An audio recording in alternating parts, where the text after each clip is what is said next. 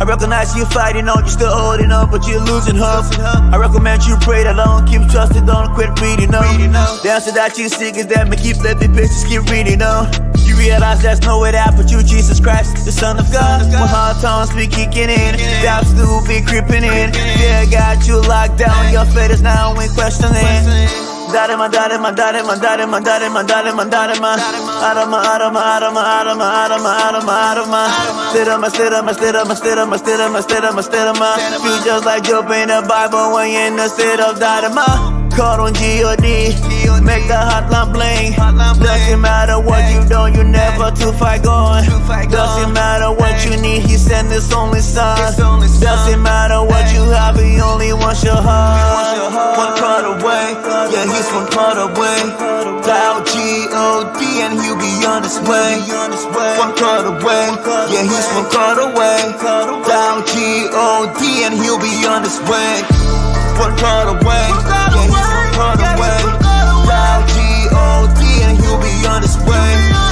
One card away, yeah, he's one card away. Dial G.O.D. and he'll be on his way. I was slipping in the streets, full faced with so much drama. But in honest, Tony, I no time to dust my Bible. I kept switching lanes every time I'm on the steering. Double-minded gang and flipping every Saturday. And I faced my death, I'd almost drown at sea. But I called on G.O.D., he came and rescued me. Now the prodigal son has returned home. And if you called on G.O.D., there's nothing that he can do. I gotta say, my life, I almost gave it away. Yeah, I traveled away, was blind, I could not see the right way. Yeah, fuck, I have to pray, well fuck us to finding the easiest way. Yeah, but life got so hard and I had to run back to the original way. I was right around, not getting it. Pushing hours, no paycheck. Locked up and I'm innocent, but the judge said no witness. I had no one else to call, no one will hear me at all. So I left my head above. How to make this phone call? One card away, yeah, he's one card away. Dial G.O.D. and he'll be on his way. One card away, yeah, he's one card away. Dial G.O.D. and he'll be on his way. One card away, yeah, he's one card away. Dial G.O.D. and he'll be on his way. One card away, yeah, he's one card away. Dial G.O.D. and he'll be on his way.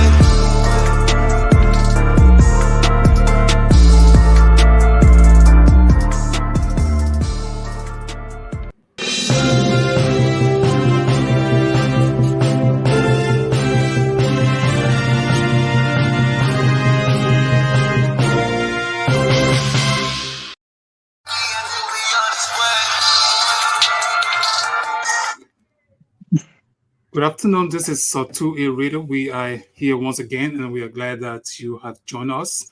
Today, we have a very special interview. And as you may be aware, 2023 is the general presidential and legislative elections. Capable Liberians or people who are thinking to change that society, Aspirant, are people who want to take over from those who are in the current legislature or the president, and they want to change the country. Today we have with us Mr.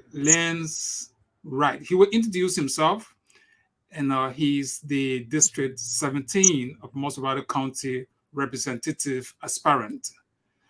And so, Mr. Wright, welcome to 2A Radio. Thank you, Albert Jensen. Thanks a lot for the privilege to be on your show. Okay, someone listening to you or our audience will first and foremost be thinking, who is Mr. Wright? Well,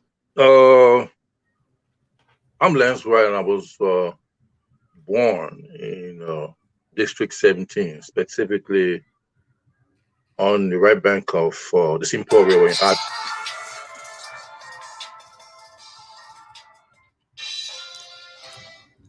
Sorry. You were born on the right bank. Is that the area of Broadville, Virginia, Ashland, or Cowell? All right, so right. So I was born in Arlington, the city corporation of Arlington, which is on the right bank of the St. Paul River. Okay. Yeah, went to, yeah, go ahead. Okay, so Mr. Wright wants to be a representative. Can we know a little bit about your educational background? Although people may think that education is not important because it's not spelled out in the Constitution, but you cannot be a legislator without having some basic educational background.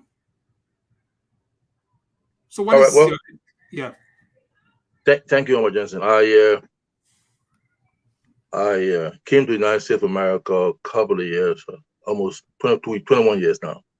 I'm always back and forth in Liberia and here. I went to school, got my associate degree in business administration, went on, got my bachelor's in international business, got my MBA in public administration and public policy, and at present, I am pursuing my second master's in project management analysis. That's a very good, rich background. So why do you want to be a representative? I want to be a representative simply because there's a need right now to step into the race. I have never in my life considered the possibility of making a decision versus the one I've made at the moment. I was privileged to visit home like I usually do, and I went to Addington to Broadway, let's say in entire District 17. And I came to the realization that somebody needs to step into the race and do something better, because I know for sure that those who have been privileged to become represented the District 17 did not do well enough for the people. Again, as I went through the district, I saw a need. There's bad rules. There's no safe drinking water. I mean, something that really hurt me to tears. I'm very serious about it. It brought tears to my eye, because how can't you be a representative of the people and then you turn your back on it after they put you in a position where you should be able to serve them, and all you did was just exploit them, leave them. There's nothing to look back at. And so I decided to venture into the race, because there are too many things to be done there, and nothing has been done over the years. Absolutely nothing. So I think I can make a difference. As you speak about Clare Ashland, I have a root in Clare Ashland. Not yet Clare Ashland. I have. I was in Clare Ashland 2019, and the bridge that leads from Virginia, meaning from Blomé Junction, that London Bridge. When you go down that low slope, that bridge got cut. And from the time I left from Liberia, that bridge is still like that. And it is unfortunate that people who are governing cannot feel the plight of the people. That's my personal assessment, and that's reality.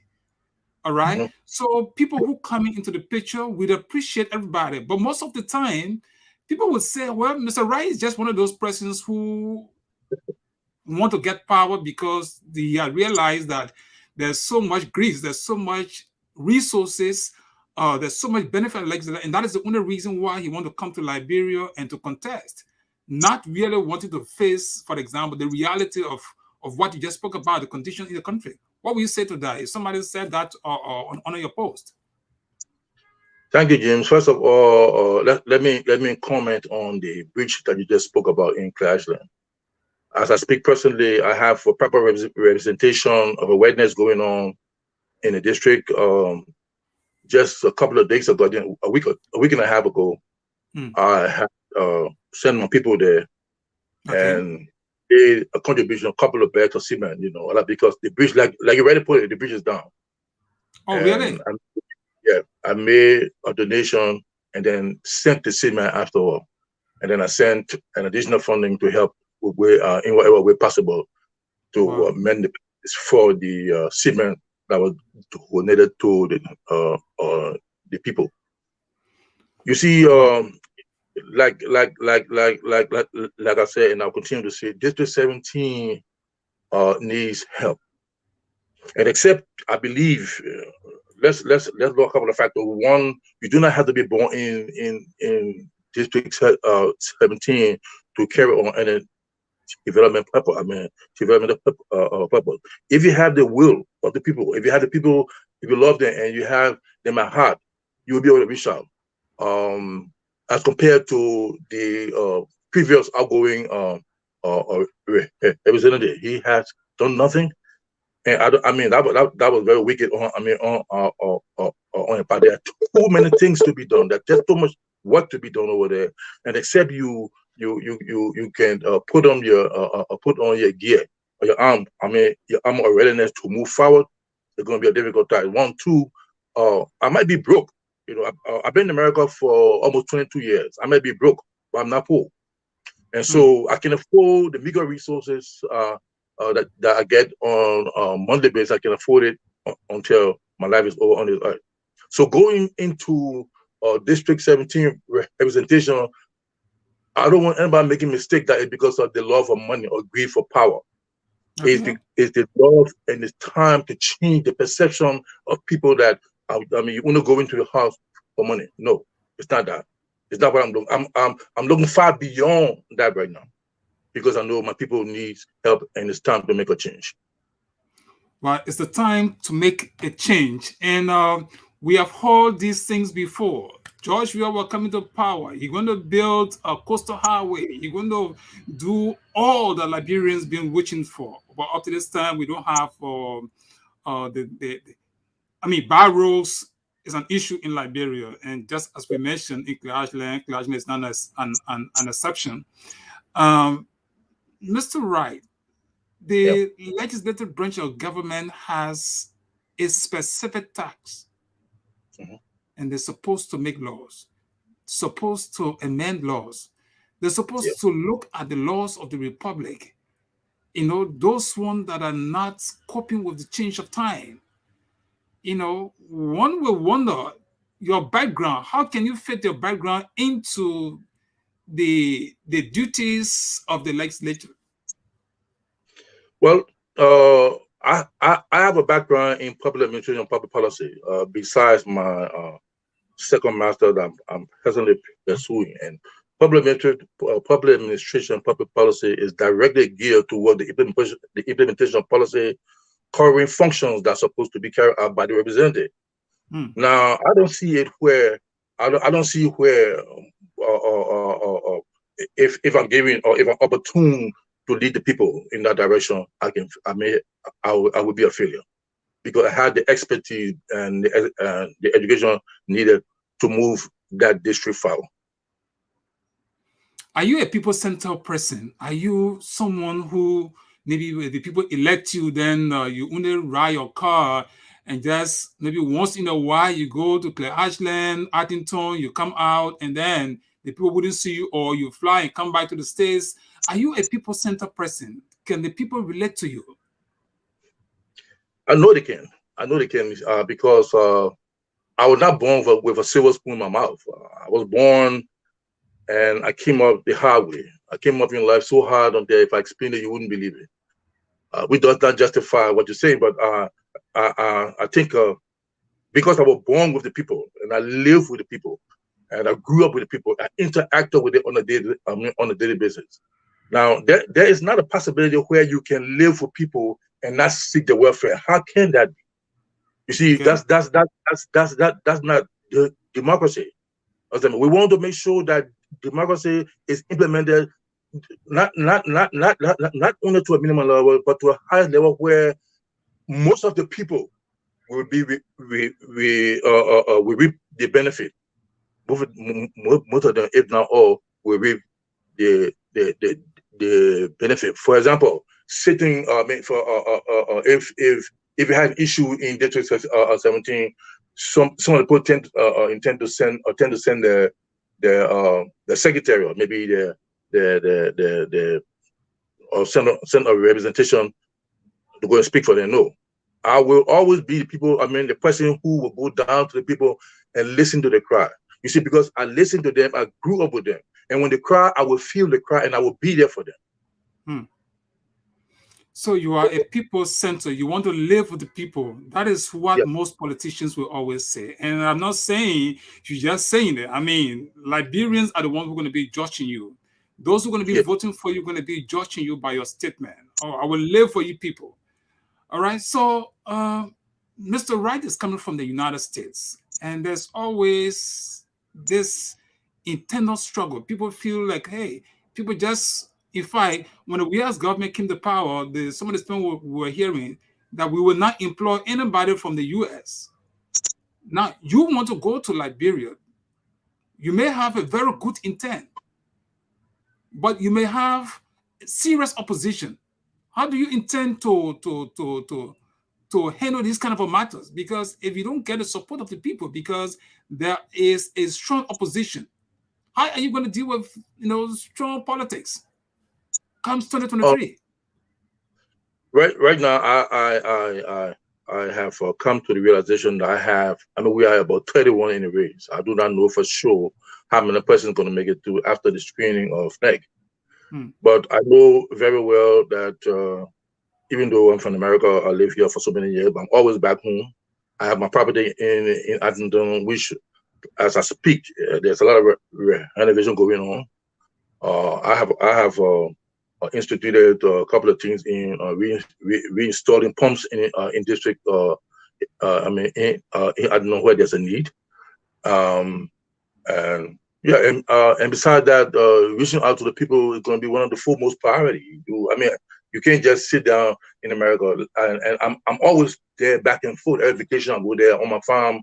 I'm doing construction work, and then I hire people in the area that know needs help. Do you have a farm in Clay Ashland? No, not the Island. I mean, I'm not from Clay Island. I was born in Adnan, so I have a very, very large farmland. Okay, In Adnan. Atherton. Okay. Yeah. What kind of farm is it? Is it a sugarcane farm or rice farm or cassava farm? What type of farm are we talking about? I have produce farm in Adnan, and I have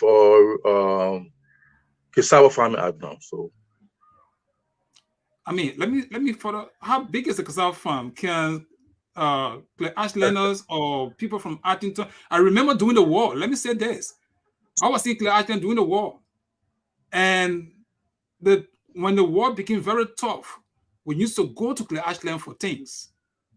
We used to go to Clay Ashland for cassava. So when you talk about cassava farm, those days people had large farms. So how big is your farm? Can those who are listening to you probably say, "Oh yeah, it's true. This man has one of the biggest farms in Clay Ashland." My farm is in Arizona. Is a very very I keep saying Clay Ashland. Forgive me. I mean, all that entire area. I mean, I just interchanging the name, but I know it's Clay Ashland, right? Yeah, I have personally, I have I think 1.5 acre. I think if I'm mistaken, I had 2 acres of land in Cassava, and then I'm felling trees because I want to make rice farm.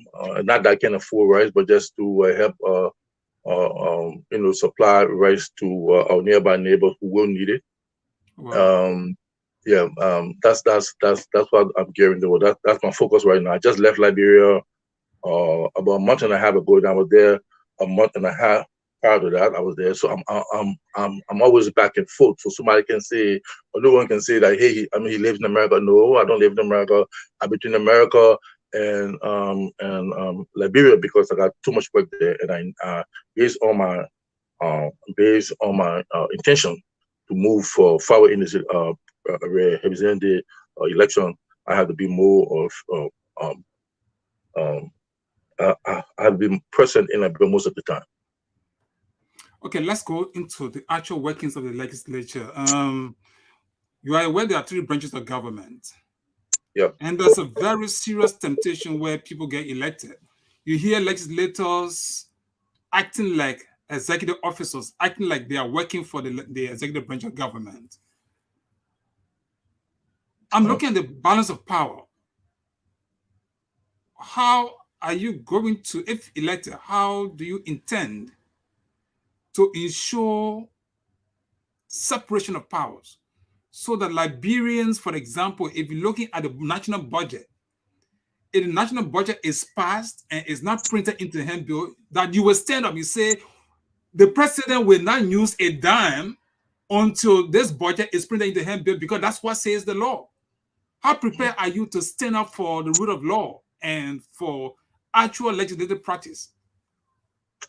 I tell you, James, I have never been a coward before, and I would never be one. When it's time to see and to speak the reality of things that I stand willing to do. I have never bent my head to anything that will favor the people or will be in favor of the people or for the people.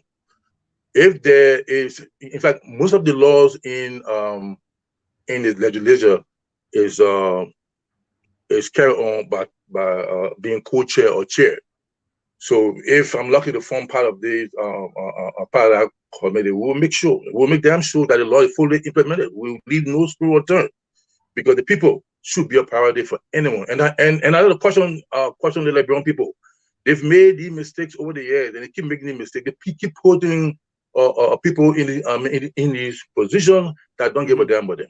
It is time for us to make a change. It's time for us to embrace this change where there has to be people of proper representation, people who can go out and speak the truth and stand up for the people, versus only people who only want to get in there for the money. I've listened to the quarrels and things on BBC. I've listened to the quarrels of the House of Representatives and the House of Senate.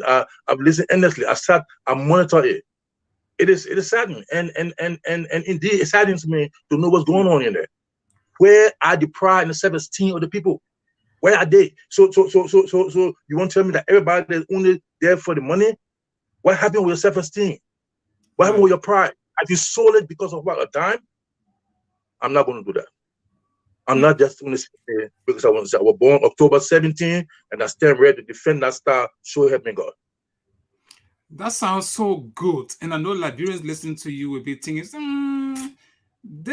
the voice is like we're hearing that somebody good is coming to be representative for us. But then somebody will be thinking, when I hear some of these statements before, and I keep saying these things because that's some of the reasons why some Liberians will not vote. Sometimes people say there's, voters fatigue. People are just weary. People feel, okay, we're going to vote at the same people we're going to be voting for. What assurance can you tell Liberians? Once again, it doesn't matter how long you say or how many times you say it, but we hold you by these steps. So tomorrow, if you are elected and you're not doing those things, one person will say, hey, Mr. Wright, you remember, on the 19th of June, you appear on 2A Radio, and this is what you said. What is the assurance? I just spoke about the balance of power, and it's a serious issue therein. When the brown envelopes start going at Capitol Hill, or at the Capitol, then Mr. Wright changes. So how the assurance, Liberians want to be assured, so that if they go to the ballot box, they're looking at the name, looking for the name. Okay, we're going to try Mr. Wright. And I agree with you. I'm one person who have said, look, Liberians need to keep finding people until they get the right people. For 1847, when we start singing song, Liberia is still where it is. It is frustrating that we don't have roads up to this time. It's frustrating we don't have boiled water. It is frustrating that you see Liberia, that was the beacon of hope for Africa. People sing songs and they don't live by what they say. So how can Liberian trust you? Thank you, James. You see, and I don't blame the people in Liberia for sometimes making an error, because the error is human. Right. But I can assure every Liberian, being in District 17, 18, 19, 1, 2, or 3, that it is time to make that change. If you have never decided to make a change, let this one be a challenge to you. You see, the change that is about to come through me, it will be a change that you should embrace. The change should be embraced because my perception, my education about things, the way I foresee things, my interaction with the people, my far-sightedness, I want you to take advantage of it. Besides what I intend to bring to the table, take advantage of it. Make no mistake. in going back over your word to take somebody else to lead District 17 because you're going to be let down again. They're going to cause you a lot of deception, pains. You don't want that. I, L. Constantine Wright, can assure you, if I am selected for District 17, come 2023, I will do everything in my power, by the grace of God, by His name, through His grace, everything is with God, to ensure that security is foremost, that your education is foremost, that you have a free education where necessary in the district. The clinics and farm to market roads are fully put in operation, and so that you will be able to go free and walk on a daily basis as much as you want to interact with, with your people. I will make sure that will be there for you, and all of the policies, all of the funding, if there be any development of funding, guaranteeing 100%, it will be used for the intended purpose only within the district. And I intend to leave no screw unturned. God's willing. Those are powerful words that are coming from Mr. Lance Wright, and he's our discussant for tonight. And those of you who are listening, we say, hey, he is just an aspirant. He's not yet a candidate. He's an aspirant, legislative aspirant. And he wants to contest for district number 17 of Montserrado County. District number 17 of Montserrado County is the area covering, I think, across the bridge, the Simport Bridge, going all the way down to Virginia, Clay Ashland, Addington, Harrisburg, and all of the surrounding area. I think that's District 17. And also on the other side of the Quota Road, meaning the main street going towards Tottenham Bread, the other side. So that's part of Virginia, okay, Lower Virginia. So Mr. Lane wants to better the condition of the people's life. Someone will say, well, he's not going to be executing executive projects. We agree. But a forceful legislator can compel the executive to do what it's supposed to do, especially so when they allot budget money for projects, they can ensure. So a very good legislative body can force the executive to work in the interest of the people, or can force the other two branches of government to work in the interest of the people. Now, Mr. Lane, let me ask you this question. We believe Liberia's existence is partly dependent on the United States of America in terms of its age-old relationship. How prepared are you to rub shoulders with congressmen and women, that Liberia would be like an open door for other Liberians? I believe the credibility of Liberia or Liberians who are officials can make the United States government and officials to trust Liberia to the extent where there can be corridor, there can be trust in Liberians who can move freely from in and out. I remember in the 70s or the early 80s, some years back, to get visa, for example, was easy. Not that you're going to get visa, but your credibility could make that the embassy accredited to Liberia to be trusted, to trust the government of the day. But the officials, the credibility of officials, if is not satisfactory to those who are accredited to Liberia, sometimes it's difficult. It makes things not just difficult for themselves, but for Liberians in general.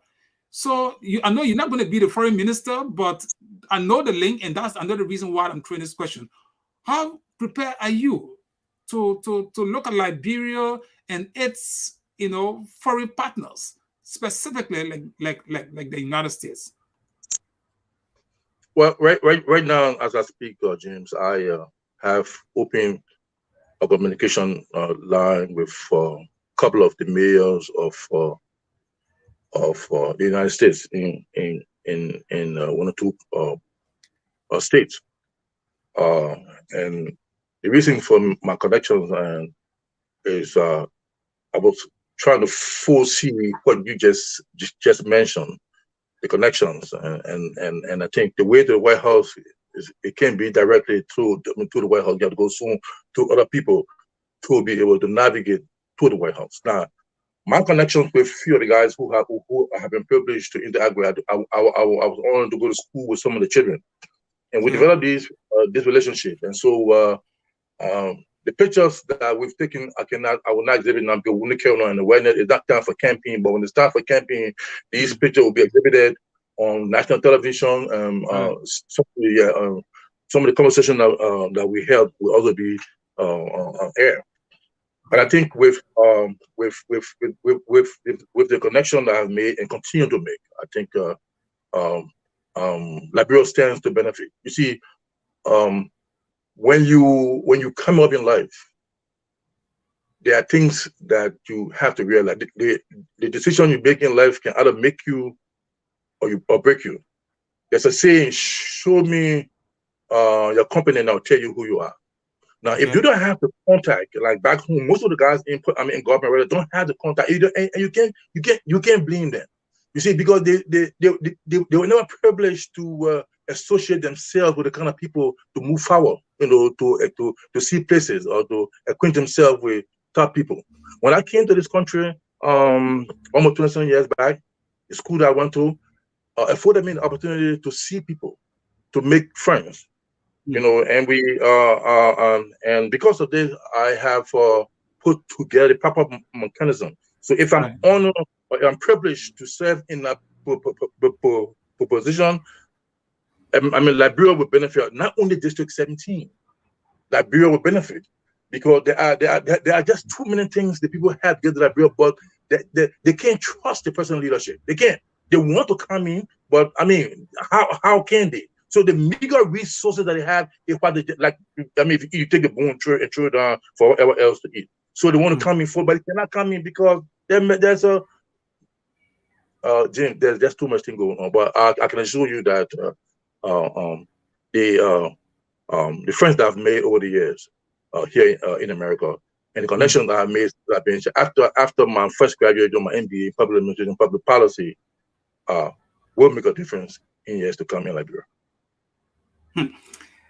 Well, he's prepared to make the difference. To those of you who are living within District 17, Mr. Lance Wright, he's an aspirant. He's not yet a candidate, and we want to keep emphasizing that. This is not a campaign. This is just his preparedness to get in the race when he should have filed his application with the National Election Commission, and he's certified and certificated to contest or allowed to contest. Then, of course, you can have, as he said, he's going to bring more information to you. But as of now, you must be aware that he's one of the aspirants for District 17 for the upcoming 2023 presidential and legislative election. Mr. Wright, let's go a little bit into your family life. Somebody will say we don't need to know about his family life, but it doesn't have no bearing on the duties of the legislature. Yeah, we agree, but let's know a little bit about you. Who is Mr. Wright? And you care now. This is something, if you want to, you can answer. If you don't want to, we go to the next question. Yeah, go ahead. You care to tell us a little bit about your family background? Yeah, well, my parents all came from Addington. They were born in Addington, grew up in Addington. My father was a lawyer. And my mother was a school teacher. My mother was a school teacher. And most of the guys who she took, my parents took to live with us, came from Bon County. They came from across the St. Paul River. She taught across the St. Paul River, then came back to Montserrado County and taught until her demise. My father was served as a lawyer in the Supreme Court as well. And my aunt, everybody knew, my late aunt was a Wright. She was a very, very prominent figure in Liberia. Her husband was a doctor to the late President William V. Studman. My uncle, M. Cameron Wright, was in the army, the Armed Forces of Liberia, as a Controller General for the Armed Forces. And just a few of okay. Are you related to Wilkins Wright? Michael Wilkins, the Consular Wright, my first cousin. Okay, because he taught me law at the University of Liberia. Now, with that said, somebody hearing about Addington, the first thing that comes to their mind is Charles Taylor, right? Yeah. Do you care to make a distinction, or you care to make any comparative analysis as to somebody say, okay, Yeah. the Chancellor people then over there? What will you Well, say if somebody said that to you? Oh, the Chancellor people then coming by again. That's the Liberian people. I'm going to the minds of the people. Yeah. Let me make something emphatically clear here. Taylor had his relatives, his parents came from Adna as well. Nelson Philip Taylor were from Adna, and my dad were very two close friends. As a matter of fact, I got pictures of them. They took together. Besides growing up, I think my mother taught Charles Taylor, and I would not disassociate myself with Charles Taylor for any reason. I would not be a puppet. I would not be a fake puppet servant. No, I've known Charles Taylor over the years, and I've always admired the things that he did. And Taylor served serving his jail sentence. And I don't wish to comment on it because it's strictly political. It's too international. So now, but I've always liked Charles Taylor. I've always been a model of him. And I don't think Charles Taylor was a bad guy. It's just that maybe the people, the people around him, painted him black. But other than that, I've known him over the years, and I've known him to be a very good person. Okay. I mean, there's nothing wrong with anybody, especially so when you come from a particular locale or a particular region. It is expected that during those days, parents interacted. So it's not a crime to associate with anybody in Liberia. But from that point, can we say then, or if I may ask you directly, which political party do you intend to contest on? Is it the NPP, the CDC, or going as an independent person, or what is the mind? James, I tell you, what has surfaced over the years, I made the decision to run for the district representation. I know for sure that all right. I was taking it back. Can you repeat that question? I'm sorry. I'm thinking about every contestant, every aspirant. They make a decision either to go as an independent candidate or have a political party that they rely on. So they have like the NPP, the CDC, the United Party, the ANC, and all the other political parties. Which party do you intend to contest on, or do you intend to go as an independent candidate? That's the question. Right now, James, I have decided to go as by myself. Oh, you haven't decided yet, right? Or I have decided to go alone. I'm not a part of any party. So you want to go as an independent candidate? Go as an independent candidate, and I got too many reasons for that, because I think one of the political parties have been deceptive to the people. They have misguided the people, and most of them are just only there for what they can get, and it has been shown over and again over the years. And so I decided that I would take on this project single-handedly to see what best I can do, in bringing some sanity to the people, because the people are tired of being lied to. Every day they come over, we'll do this, and then they get up there, it's a whole different thing.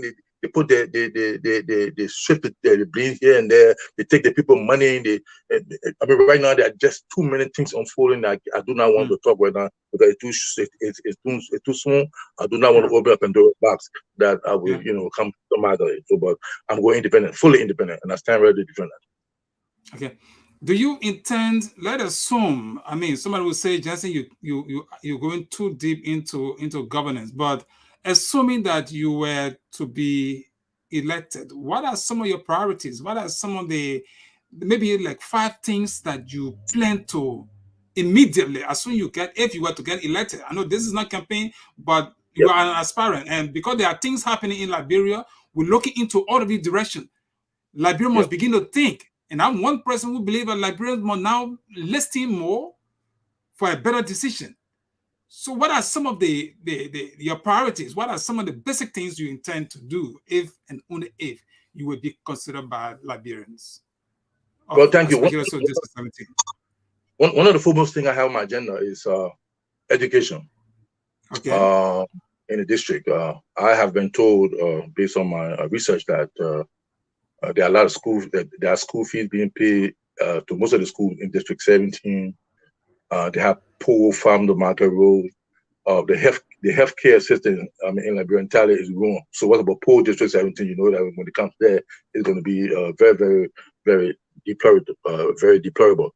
And the security of the people is what spurred my interest. One of the things that spurred my interest, because I visited Liberia the other day, and I was told. In fact, I drove from point to point. I drove from District 17 all the way into Bumi. I drove about 2 hours into the forest. I will go and make my personal felt in seeing certain people, and I noticed a couple of things in District 17. There's no light pole, and what I was made to understand was that there's an NGO from EU or somewhere, so supposed to be doing some some connection, electricity connection throughout District 17, but there's not one pole.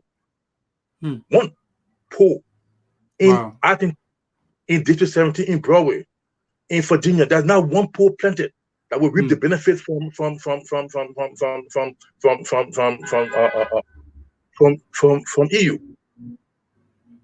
There's no the people can highly afford drinking water, for Christ's sake. Drinking water. Wow. The bread of life almost that Christ spoke about. Drinking water, you can't even afford it. I couldn't even find water to drink. I bumped into somebody selling water. I bought one bag of water. I drank it. I was hospitalized for almost 2 weeks. Oh wow! So these are some of the priorities, we'll be looking at as things progress in our campaign. Yeah, it progresses. Okay, let me ask you also. If you were to be elected, Liberians are always concerned that there's too much money when it comes to salaries and immunities of, members of the legislature. And so there's always an outcry that, people should reduce the salary. Lawmakers' salary must be reduced to the bare minimum so that the country can be developed. When the country is developed, then you can be thinking about increasing their salary. But the country cannot be underdeveloped and huge sum of money going to legislators. What could be your thinking in those direction? What do you think? If there's funding allotted for certain projects, it should be given. One, two, these the fundings. Okay, let's focus on the salaries. If government employees or representatives are making, if the salary is too high, if the salary too high, there's a need to make an adjustment. And if the adjustment is made, for as long and in as much as this adjustment is made, let the money be used for the intended purpose. And I don't see that happening any time. So just a follow up on that. So, in your own mind, and looking at the condition of the country, what is the minimum salary you think a lawmaker should get?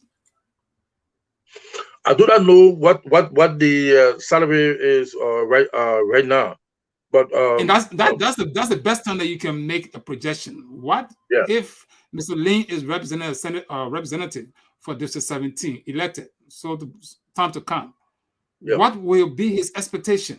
Like you applied to any job and say, okay, what is your salary? What was the former salary? What is your expectation? Maybe your qualification and everything, but looking at the condition of the country, what could be your expectation? My salary projection will be because here in America, as a democratic country, salary is structured depending on two things: your experience, one, two, your education. Right. And that is far from being instituted in Africa or in Liberia. It is far because there in the House of Representatives you have people there that maybe can't read and write. So that is. No, I think everybody in there can read and write, except that maybe the level of education may be different. And more so, if you are elected, with all of your rich background and somebody who is elected and don't have a rich background, you guys are going to make the same salary. That's why it is like. Yeah. So again, you don't have to answer this because I know that it's always a sticky issue. But this is where Liberia is going to be making some decision, you know. Yeah. Like the current people, somebody just got married in France, you know, a lawmaker. So I saw that. when people look at those things, you think like people are, you know, digging too much into the national coffers. As a result, barrels continue to be what they have been over the years. Safe drinking water is lacking. Electricity is lacking because of these things. But that was in South Africa. There's an old man who was going with us to Pigeon Island. He said, our people, the founding fathers of South Africa, they sacrifice. There's a long road we're driving on, and the woman was sitting by me. He said, people sacrifice to build these roads. So sometimes I wonder, are Liberians willing to sacrifice to build a country before you start talking about, okay, you know what, I need $15,000, I need this amount, I need that amount. Are you one of those who want to sacrifice for Liberia? Sure, I mean, I stand ready for that. You see, but let me start your point there real quick. During the war, the war in Liberia, and I traveled across the border to neighboring Ivory Coast, Ghana, and I think Freetown. But in Ivory Coast, in the villages, you have people with current or electricity. The people have, I mean, it is so embarrassing that I hate to talk about it, because Liberia, that I know right now, you want to tell me that we cannot afford electricity? The place is so dark of a place that you can't walk. But if before there can be salary adjustment or projection, there has to be committee set up. You have to set up a committee or people who know what they're doing. Never hit a committee. People who knows what they're doing to be able to plan the salary structure of the representative. After giving a certain time period to project what it should be, then they will be able to go together and brainstorm on it and conclude on this is a fixed salary in which everybody should make. But again, there should be people willing to make sacrifices for the people. But the question lies, so is anybody there willing to make a sacrifice? No, but I would be one of those that would be willing to make sacrifice for the people. I don't mind giving a couple of salary for developmental purposes. I don't mind, because the people will benefit. Right. If the people will benefit from the market rule, or electricity, or healthcare, education, if that's what it means, then that particular sacrifice has to be made, and it has to be made through me. I will ensure that that is fully implemented if I'm given the opportunity to be a part of that team. I think my takeaway from the question on salary is that you are prepared and you will ensure that a committee is set up to revisit the salary structure of legislators and looking at all of the problems in the country and be able to make a decision whether the salary is okay or it needs to be downsized or it needs to be augmented. I think that's what I'm getting from you. Correct. Okay.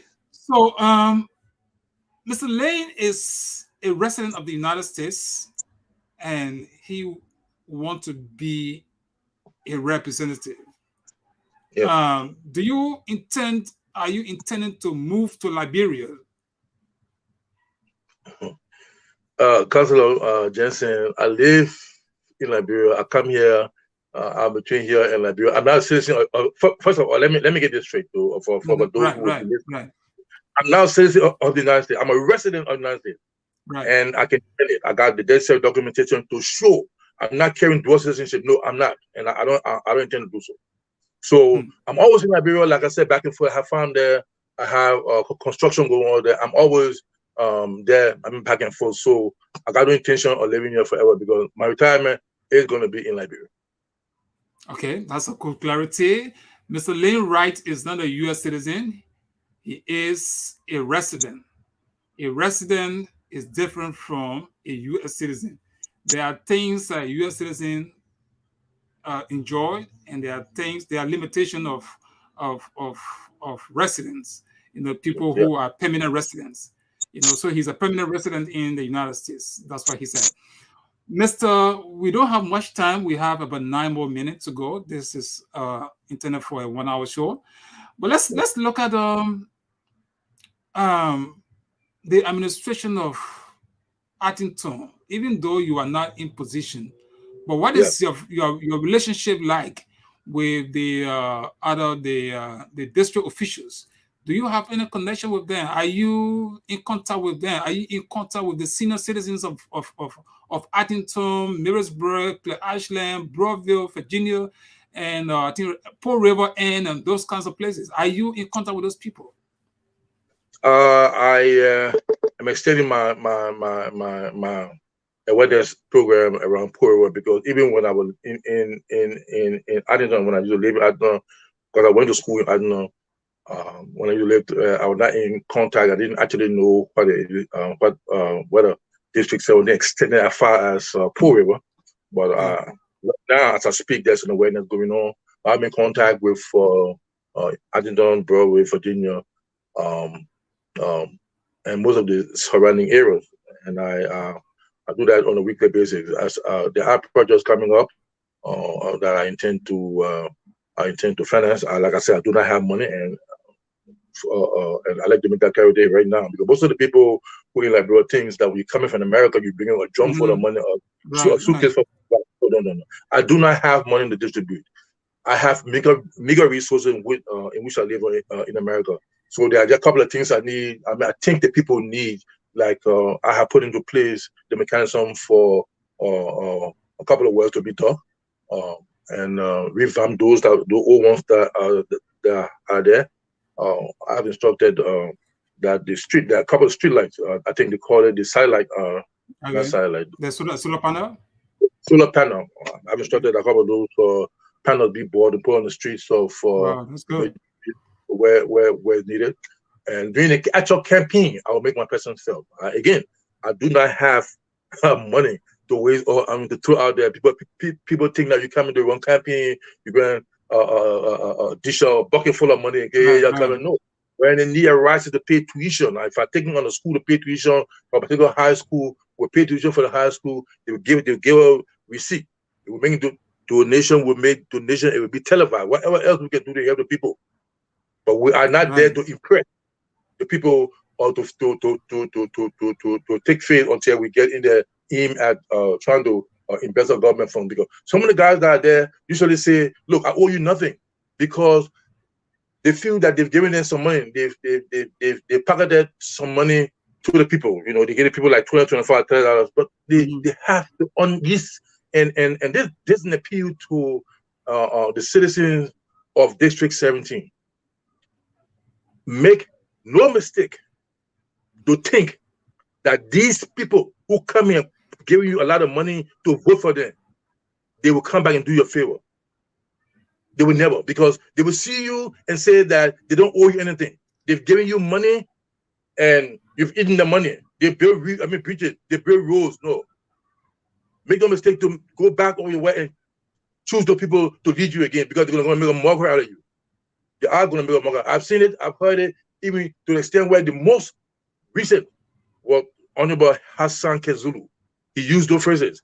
"Look, I owe you nothing. When I came here demanding money, I pay your money, but I don't owe you nothing." And he left. And nothing he did. I drove around there, up and down, all through the district, day in, day out. And it is such a shame. It is so disgraceful that people will come under the pretense of loving the people and helping the people implement certain things while they in power, or while they get up to what they want, and they turn their back and never look at the people. This is not fair.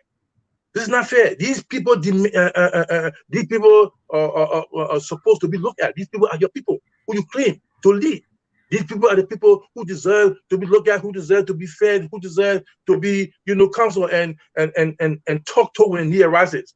How many of them can honestly say that they have been back to talk to the people said to be district representative or senator? None of them. I challenge that any day. That one of them. It is so difficult. I drove from the freeport of Monrovia to our Broadway all the way to Pommy. The roads are so embarrassing.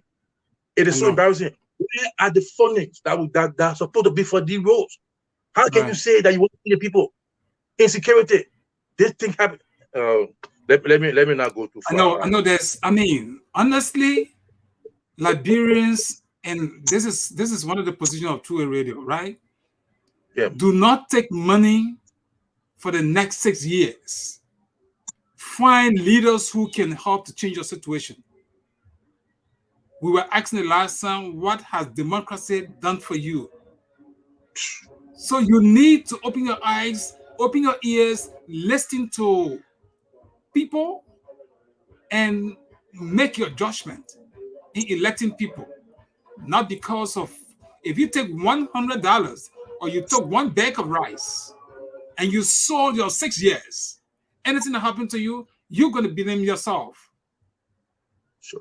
So before you make a decision, comes 2023, close your eyes after you have heard all of the speeches, all of the concerns, all of the expressions, the promises, and then sit down in your room and tell yourself, I got another 6 years to come. Mm-hmm. What am I going to do with it? So Mr. Lane is telling you he's an aspirant. Everything said here, and this is a disclaimer, this is not a campaign message, but he is an aspirant. He has desired to contest for 2023 legislative election for the seat of District 17. So he will be contesting as independent candidate if he's qualified by the National Election Commission. Until then, his words here is like, you need to know who are those who have interest in this position. And of course, he's one of those. Mr. Wright, is there anything else you have to say? I know we're going to be talking continuously, but is there anything you want to say that we didn't touch on? We touched on pretty much everything, but I'll just let to leave something with the people of Liberia. Liberia have come a long way, and all of the war, and the destruction of innocent lives and property has happened. We're still trying to build our lives and move forward. And so I feel your pain when people come to you and try to fool you with their money, because I know they think that Liberia is a hard place. It will get even harder. Liberia is a hard place to live, but make no mistake, you have to think twice, because if not, history will judge you. You have your kids. For most of you guys who's up in age right now, I like to caution you to think twice before you go out there. They might give you a couple of rice, cups of rice to eat, maybe $10, maybe $100. That money, you can't compromise your interests for better days for you and your children. Like just one day you go to the market, eat, the next day you go to the bathroom. Just look. I'm being practical about this. Look at the fact that when you receive $100, $200, $300, $400, $500, you're going to take it, go to the market, buy a better ball. After that, you sleep. The next day, you go into the bathroom. What happens to your kids who got to go to school? Right. What happened to your security? What happened to the rules that you have to apply every day? What happened to your to where you sleep? What happened to your health? Are you going to compromise these important issues because of $200 or $300? No, you don't want to do that. You need to think twice before you make a decision to move forward in who to select. And if God help me, I intend to carry on an awareness on the voters awareness. But I'm trying to get support from some of the NGOs around the sea. Then I intend to carry on voters awareness, why you want to vote, who you want to vote. These are some of the things that I intend to bring forward before the elections are next year. But so far, thanks for the time to be on the show. Much appreciated. Thanks again. Okay, Mr. Wright, we want to say thank you for coming, and we are here every time. Feel free. We want everybody. We just want the right kind of people to go before Liberians, so Liberians can make that decision. So we say thank you so much. Viewers, it's been good having you with us. We can take comments right now, but we will respond to most of your comments. Thereafter. This is Mr. Lance Wright.